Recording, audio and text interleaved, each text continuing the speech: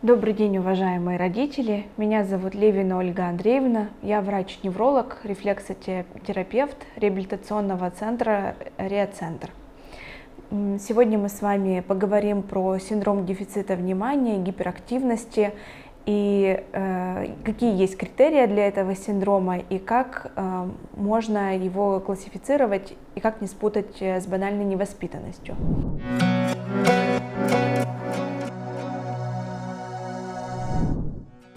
Итак, синдром дефицита внимания и гиперактивности – это группа поведенческих расстройств и эмоциональных расстройств, которые начинаются в детском возрасте. Считается, что с неврологической точки зрения СДВГ – это стойкий хронический синдром. Он возникает у около 30% детей, 20% из которых либо перерастают это, либо могут адаптироваться в более зрелом возрасте к этому синдрому. Согласно действующим критериям, синдром дефицита внимания и гиперактивности можно диагностировать, начиная с позднего дошкольного возраста, так как нужно оценивать поведение ребенка как минимум в двух разных обстановках.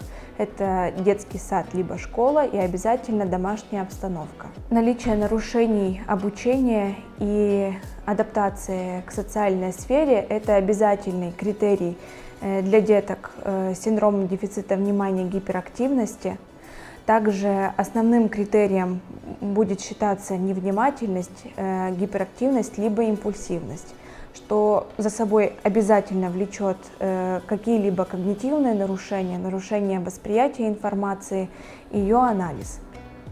Соответственно, нарушается обучение в дошкольном и в школьном возрасте у таких детей.